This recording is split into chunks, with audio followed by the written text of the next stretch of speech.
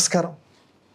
దుర్గే స్మృతోహరసి భీతిమశేషజంతో స్వస్థై స్మృతా మతిమతీవ శుభాం దదాసి దారిద్ర్య దుఃఖభయహారిణీ కాత్వదన్య సర్వోపకారకరణాయ సదార్ద్రచిత్త నారాయణం నమస్కృత్య నరంచైవ నరోత్తమం దేవీం సరస్వతీం వ్యాసం తతో జయం ఉదీరయేత్.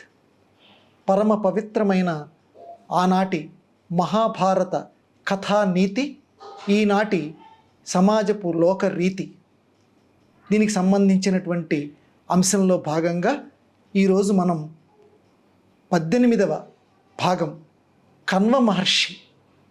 కణువుడు ఒక గొప్ప మహర్షి, శకుంతల యొక్క పెంపుడు తండ్రి. కానీ పెంపుడు తండ్రి అని మనం చెప్పుకుంటున్నాం, కానీ ఆ మేనకా విశ్వామిత్రులు వదిలిపోయిన తర్వాత ఒక బిడ్డని, ఆ శకుంతములు పక్షులు పెంచినటువంటి బిడ్డని ఇంటికి తీసుకొచ్చి ఒక మహర్షి ఉండి కూడా చక్కగా పెంచాడు శకుంతల్ని. దుష్యంతుడికి శకుంతలకి గాంధర్వ వివాహం జరిగిన తర్వాత దుష్యంతుడు నేను మళ్ళీ మంత్రుల్ని పంపించి నేను రాజ్యానికి తిరిగి తీసుకుని వెళ్తానని చెప్పాడు. ఆయన దోవన ఆయన వెళ్ళిపోయాడు శకుంతలకు ఆ మాట చెప్పి. అది జరిగిన కొన్ని రోజుల తర్వాత ఈ కణ్వ మహర్షి మళ్ళీ ఆశ్రమానికి తిరిగి వచ్చాడు. అప్పటికి శకుంతల గర్భవతి. ఆయన రావటంతో వీళ్ళిద్దరి యొక్క గాంధర్వ వివాహం విషయం ఆయనకి తెలిసిపోయింది. ఎందుకంటే వాళ్ళు దివ్య దృష్టి కలిగినటువంటి వారు. ఒకసారి జాగ్రత్తగా చూడండి.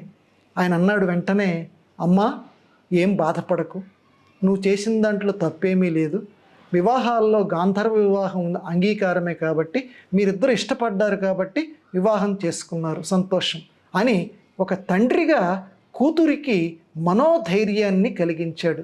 ఆధునిక సమాజంలో కూడా నేను ఈ విషయాల్లో కలిగించమని నేనేమీ చెప్పట్లేదు కానివ్వండి, కూతురికి ఒక మంచి పనిగా చేసినప్పుడు ఆనాటి సమాజంలో అది మంచి పనే కాబట్టి ఒక మనోధైర్యాన్ని తండ్రి కలిగించాలి. అది ఇక్కడ మనం గ్రహించవలసినటువంటి విషయం. తర్వాత గర్భవతి అయినటువంటి ఈ శకుంతల కొన్ని నెలలు గడిచిన తర్వాత బిడ్డని ప్రసవించింది, భరతుణ్ణి. సర్వదమనుడు అని మొట్టమొదటి వాడికి పేరు పెట్టారు. వాడు సర్వదమనుడు అంటే కనిపించినటువంటి ప్రతి జంతువుని కూడా హింసించేటువంటి స్వభావం కలిగిన వాడట. అందుకని వాడికి సర్వదమనుడు అన్నారు. అన్నిటినీ హింసిస్తాడు. పెద్దవాడైపోతున్నాడు, వాడు ఒక 20 ఏళ్ళ దాకా వచ్చాయేమో, అప్పటిదాకా కూడా కబురు లేదండి. చూడండి, అంత పెద్దవాడవుతున్నా దుష్యంతుడు దగ్గర నుంచి ఏం చెప్పాడంటే, బ్రహ్మాండంగా అంగరంగ వైభోగంగా నిన్ను రాణి కింద తిరిగి తీసుకువెళ్తాను, మా వాళ్ళని పంపిస్తానని చెప్పాడు. రాలేదు. కణువుడు చూశాడు. ఒకరోజు శకుంతలని పిలిచాడు. అమ్మా, ఏ పిల్లైనా సరే, ఆడపిల్లైనా సరే, పెళ్ళైపోయిన తర్వాత పుట్టింట్లో ఎక్కువ కాలము ఉండకూడదు. చూడండి, ఈనాటి సమాజంలో కూడా నేర్చుకోవాల్సిన నీతే కదా అది. ఎందుకనంటే అసలు మన వాళ్ళు ఊరుకుంటారండి. పెళ్ళైన అమ్మాయి గనక పుట్టింట్లో గనక ఉంటే ఎందుకు వచ్చిందో, 10 రోజులు ఉంటే పర్వాలేదు, వరుసగా కొన్ని నెలల పాటు ఉందనుకోండి, 1 సంవత్సరం 2 సంవత్సరాలు ఉందనుకోండి, చెవులు కొరుక్కుంటారు. ఆ మాట ఈ మాట వచ్చింది, అసలు కారణం చెప్పకుండా లేనిపోని కారణాలు కల్పించి చెప్తారు. కాబట్టి లోకంలో అలాంటి ప్రమాదం ఉంది. కాబట్టి బిడ్డను తీసుకొని దుష్యంత మహారాజు దగ్గరికి నువ్వు వెళ్ళిపో, నిన్ను పంపిస్తున్నాను అని కణ్వుడు తన కొంతమంది శిష్యులతో పాటుగా శకుంతల్ని, పెద్దవాడైనటువంటి కుమారుణ్ణి కలిపి దుష్యంత మహారాజు గారి యొక్క ఆస్థానానికి పంపిస్తాడు. అంటే ఇక్కడ తండ్రిగా తాను చేయవలసినటువంటి బాధ్యతని కణ్వ మహర్షి నిర్వర్తిస్తాడు. ఇది ఇక్కడ మనం గమనించవలసిన విషయం. సరే, ఆస్థానంలోకి అడుగు పెడుతుంది శకుంతల.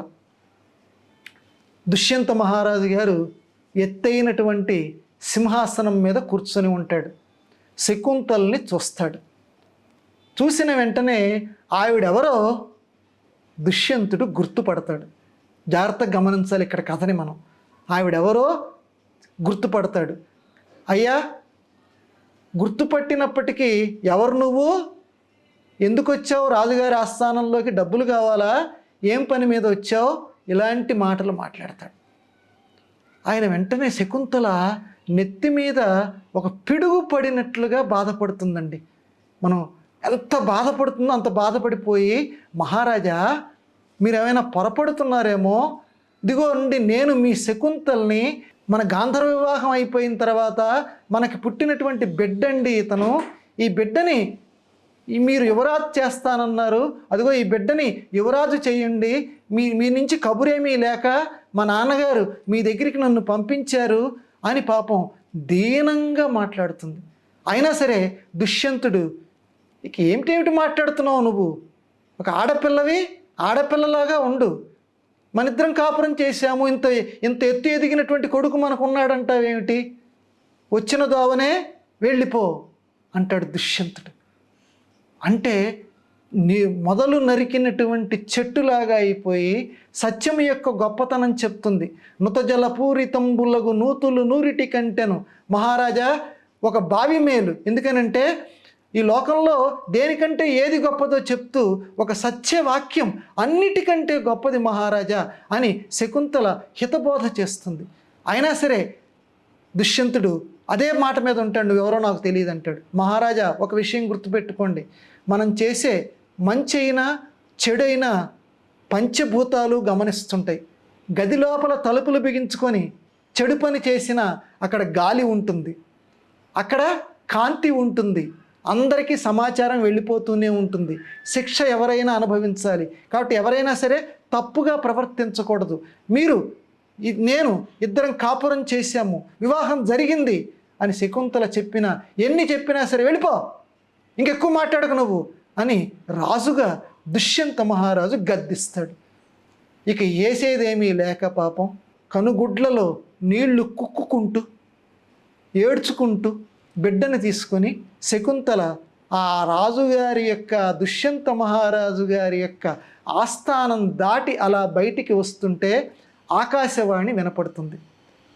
ఆకాశంలో నుంచి దేవతలు చెప్తారు, అందరూ వినేటట్లుగా, ప్రజలు మొత్తం దుష్యంత మహారాజు శకుంతల అందరూ వినేటట్లుగా దేవతల స్వరం ఆకాశంలోంచి ఏమని వినపడుతుందంటే, దుష్యంత మహారాజా ఈమె నీ భార్య, ఈమె శకుంతల, మీ ఇద్దరికీ గాంధర్వ వివాహం జరిగింది, వీడు నీ బిడ్డ సర్వదమనుడు అని ఆకాశవాణి చెప్తుంది. వెంటనే దుష్యంతుడు సింహాసనం మీద నుంచి లేచిపోయి ఆ వెళుతున్నటువంటి శకుంతల్ని గౌరవంగా ప్రేమగా వెనక్కి తిరిగి తీసుకొని వస్తాడు. ఇక్కడ మనం ఈనాటి సమాజంలో వెంటనే ప్రశ్నలు మనకు వస్తాయి. ఏమండి, ఆ దుష్యంతుడు చేసినటువంటి పని సబబా? మనం దృష్టితో ఆలోచిస్తే, ఇప్పటి దృష్టితో ఆలోచిస్తే అది సబబు కాదు అని అనిపిస్తుంది. కానీ రాజు దృష్టితోటి ఆలోచిస్తే మాత్రం దుష్యంతుడు ప్రవర్తించింది సబబే అని పెద్దలు చెప్పారు. ఎందుకనంటే అప్పటి వరకు ప్రజలెవ్వరికీ కూడా శకుంతలంటే ఎవరో తెలియదు. దుష్యంత మహారాజు గారు కాపురం చేసినటువంటి స్త్రీ అన్న విషయం తెలియదు. ఒక ఒడ్డు పొడుగు ఉన్నటువంటి ఒక అందగత్తె ఒక బిడ్డని పట్టుకుని రాజాస్థానంలోకి వచ్చి నేను నీ భార్యను అంటే, బ్రహ్మాండంగా ఉందిరా ఈ అమ్మాయి, ఆ భార్యని తనే అంటోంది కదా, చేర్చేసుకుందాం, ఎవరి అంతఃపురానికి పట్టుకెళ్ళిపోండిరా, నా భార్యేరా అని దుష్యంత మహారాజు అన్నాడే అనుకుందాం. వెంటనే ప్రజలు ఏమనుకుంటారంటే, ఈ రాజుగారికి ఎంత కాముకత్వం ఉంది, ఆడపిల్ల ఒడ్డు పొడుగు ఉంది కదా అని చెప్పి ఏ ఆడపిల్లనైనా సరే తన భార్య అని లెక్క పెడుతున్నాడు, అసలు ఆవిడతో పరిచయం లేకపోయినా ఈ రాజుగారు కాముకుడు అని ఒక నింద లోకంలో వేస్తారు. అందుకని ప్రజలకి ఈ విషయం తెలియదు కాబట్టి దుష్యంత మహారాజు గారు అంతగా గద్దించవలసి వచ్చింది. ఆకాశవాణి చెప్పింది కాబట్టి, ఇప్పుడు సాక్ష్యం వచ్చింది కాబట్టి, ప్రజలందరూ కూడా ఆమోదించారు కాబట్టి శకుంతల్ని పట్టపురాణిని చేశాడు, సర్వదమనుణ్ణి యువరాజుని చేశాడు. కాబట్టి ధర్మం వేరు, ధర్మ సూక్ష్మం వేరు. ఈ రకంగా మనం దుష్యంతుడి యొక్క పాత్రని మనం విశ్లేషణ చేయవలసి ఉంది. ఎప్పటికీ కూడా ప్రజలదే తీర్పు, ఈనాటి యుగంలోనూ ఆనాటి యుగంలోనూ ప్రజలని దృష్టిలో పెట్టుకొని అధికారి అనేటువంటి వాడు పని చెయ్యాలి. అది ఈ కథ మనకి నేర్పుతున్నటువంటి నీతి. స్వస్తి.